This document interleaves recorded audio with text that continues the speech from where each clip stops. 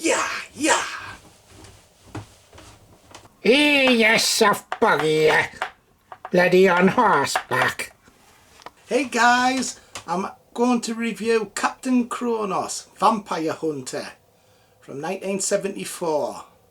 In my opinion, it's the best Hammer film ever made, and that'll surprise a lot of people because they seem to vote Dracula as the best Hammer film, but I think this one is. It's quite excellent actually. Brian Clemens directed and co-produced the film. He's famous for doing the Avengers TV show and other TV shows from that time. It stars Horst Janson as Captain Kronos, Carson as Dr. Marcus, Caroline Munro as Carla, and John Carter as Professor Grost. The film ended up getting an R rating in America, but it got postponed for a while, but eventually came out in 1974. It's interesting that the film also has a loose connection to the Karnstein trilogy of films that Hammer did earlier. That's The Vampire Lovers, Lust for a Vampire, and Twins of Evil. There's a continuity because one of the characters is called Karnstein. The film was intended to be a series of films. The character Captain Kronos, his name Kronos also can mean time, so the series would have been set in different time periods. Also, the series would have had different types of vampires, not just ordinary bloodsuckers, but as in this film, these vampires don't suck blood, but they suck the life force out of people, so they get older. So there would be different types of vampires in the series if it was made. But unfortunately, the film didn't do too well, so only one film was made.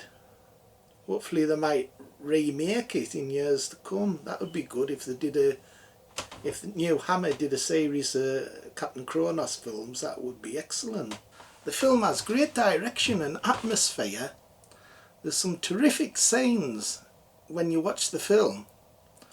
One interesting scene's near the beginning where this vampire walks over these flowers, and as it walks past, you can see the flowers disintegrate.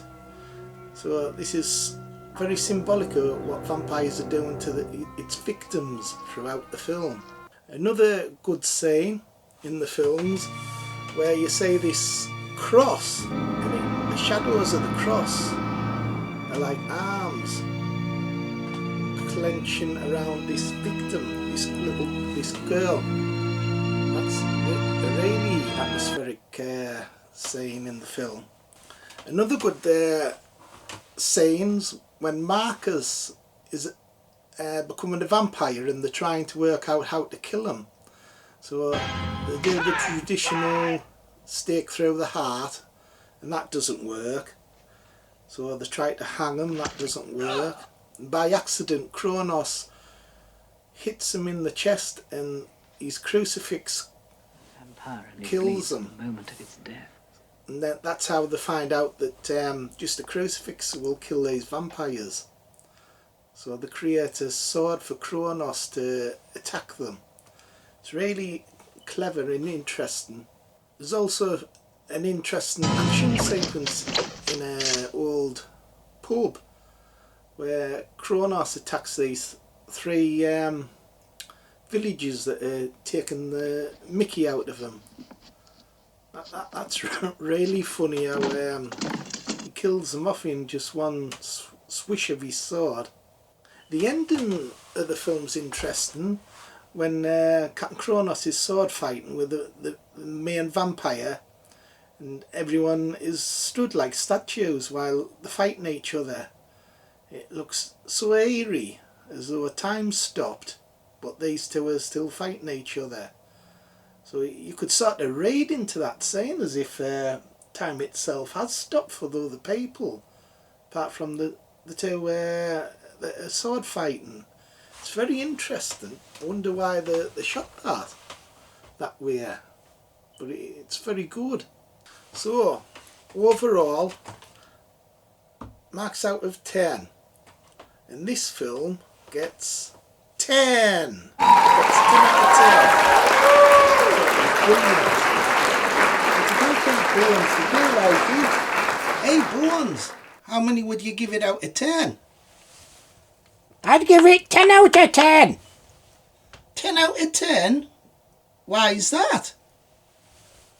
Because there's a lot of bloody knockers in it. Okay everyone, bye. Bye.